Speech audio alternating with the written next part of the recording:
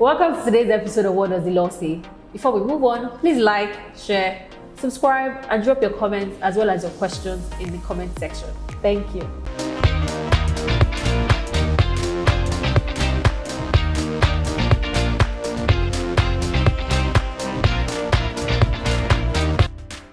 Today's discussion will be about the rights of a child. So we want to answer questions such as, do children actually have rights? If they do, what are the rights available to a child? And what are also the protections of the rights of a child in the Child Rights Act of Nigeria 2003? In doing this, we'll examine the provisions of the United Nations Convention on the Rights of the Child. We would also examine international conventions on economic, social, and cultural rights, as well as the Child Rights Act 2003 of Nigeria.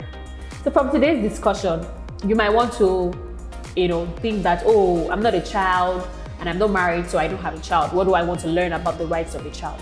So you must first note that this information might not necessarily be used now. It can be used now or be used later in the future. It might not necessarily be used by you. You could also learn it so that you can inform somebody else or, help a child whose rights have been violated or prevent the rights of that child from being violated.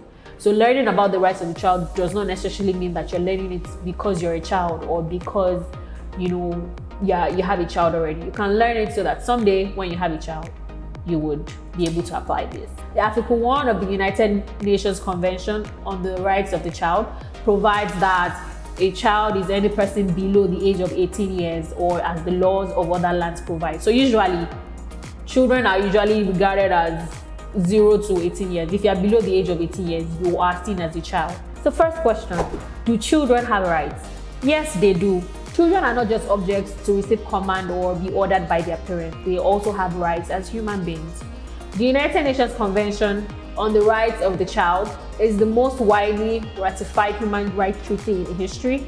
That is the most widely approved and accepted human rights treaty in history. Article 3 of the United Nations Convention on the Rights of the Child and Section 1 of the Child Rights Act 2003 provides that in all actions concerning children, whether undertaken by public or private social welfare institutions, courts of law, administrative authorities, or legislative bodies, the best interest of the child shall be a primary consideration.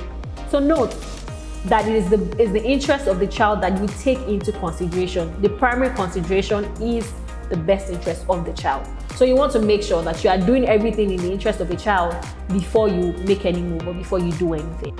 So we've answered the question of, do children have rights? Yes, they have rights. So what are the rights available to a child here in Nigeria? The 1999 Constitution of the Federal Republic of Nigeria provides for fundamental rights in Chapter 4 of the Constitution. All these rights listed in Chapter 4 of the Constitution is also available and is also supposed to be applied to a child. So right to life, right to freedom of thought, conscience, religion, right to freedom of expression are also available for children. So they have those rights also. Nevertheless, the Child Rights Act 2003 also makes other provisions and other rights of a child. Some of the rights as provided by the Child Rights Act of Nigeria 2003 are the right to survival and development. Every child has the right to survival and development according to Section 4 of the Child Rights Act.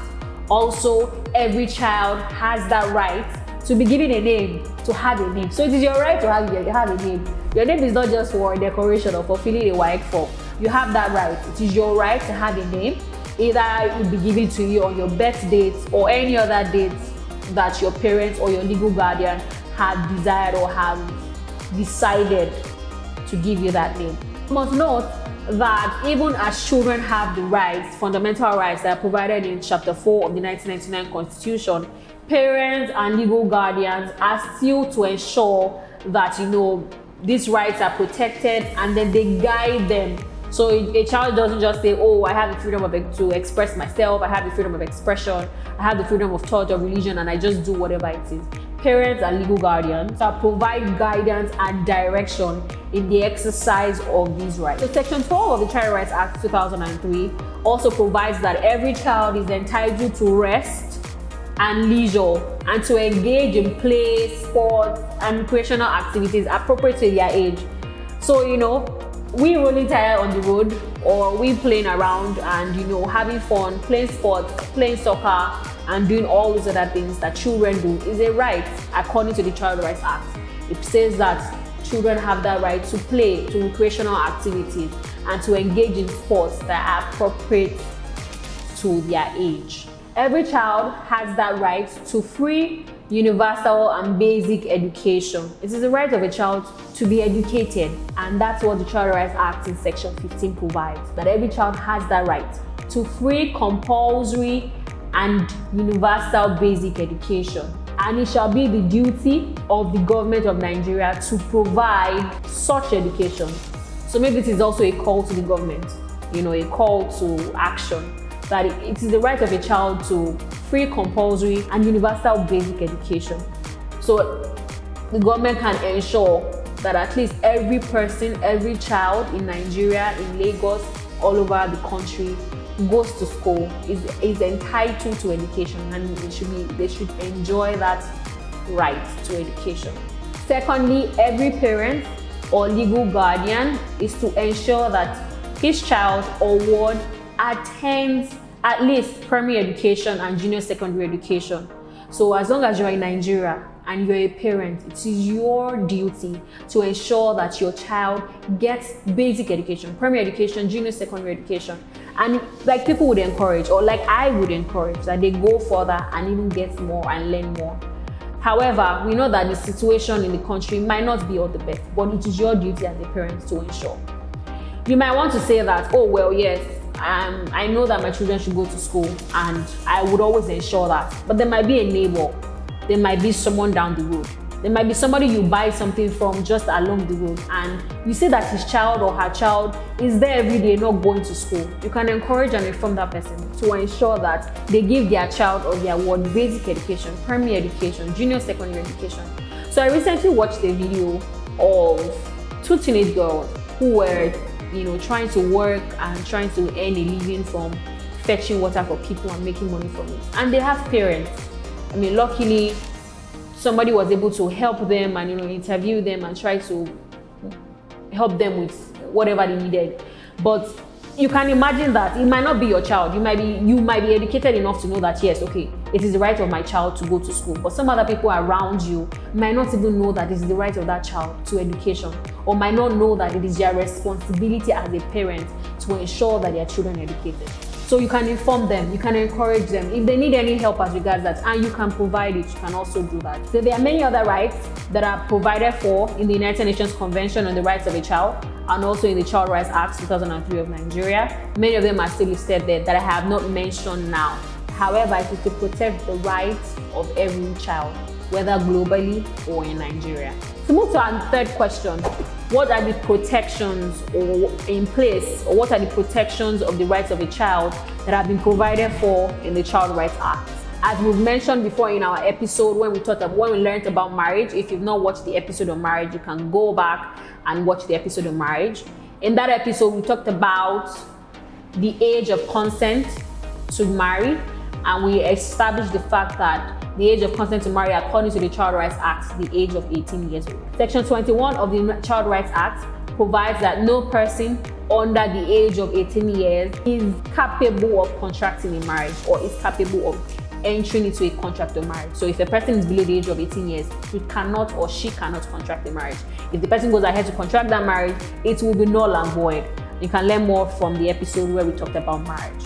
So that is one protection. To protect a child, you must ensure that he does not contract a marriage if he's below the age of 18 years. Section 22 of the Child Rights Act provides that no parent or guardian or any person shall betroth a child to another person. So this means that you cannot, as a parent, say that you want to give your child to another person to marry, or you want to give your child to another family. You cannot betroth your child to any other person. Section 22 of the Child Rights Act goes further to provide, or goes further to protect the rights of a child, and says that any person who betroths a child, or any person who promotes the marriage of a child, commits an offense and is liable on conviction to a fine of 500,000 or imprisonment for a term of 5 years, or both fine and imprisonment.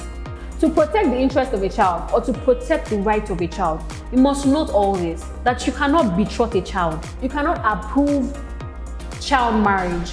You cannot be the one to whom they will betroth a child. All of this under the Child Rights Act is an offense, and you pay 500,000 naira fine just because you want to betroth a child. So don't, because you feel like, oh, I'm not the one getting married to the child, it's none of my business, whatever happens to that child. No. And you are also, as a concerned citizen of Nigeria and as a human being, if you see that they want to betroth a child, someone below the age of 18 years, or they want to approve of child marriage, if there's any way you can help such child at that point, you're going to be saving a child, you're going to be preventing the violation of the rights of that child. Section 30 of the Child Rights Act also provides that a child shall not be used for the purpose of begging, for alms, guiding beggars, prostitution, domestic or sexual labor, or for any immoral purpose, or for hawking goods or services on main city streets, brothels, or highways. These situations listed in the Child Rights Act are things that we see every day, are things that people, witness. People see children guiding beggars, people see children hawking on the street. And so maybe, yes, it might not be a call to duty for a citizen, but it might be a call to duty for the government to help ensure that the rights of children are not violated. The law says that, the Child Rights Act says that it will be an offense, that a child should not be used for the purpose of begging, a child should not be used for guiding beggars, or for the purpose of alms, or prostitution, or sexual violence. These are things that are listed in Child Rights Act. And a child needs to be protected. The rights of the child needs to be preserved, to be protected. It is only when we can protect our children that we can have good adults, better adults, ones that can help improve the society. But if we neglect all this, if we do not care and say that, well, that's the child, I take care of my child, you take care of your child. No, one way or the other, however you might be able to help to ensure that the rights of children or the rights of a child are protected, it will go a long way. Thank you very much for watching this episode. Please like, share, subscribe, drop your comments and your questions in the comment section. See you next week. Bye.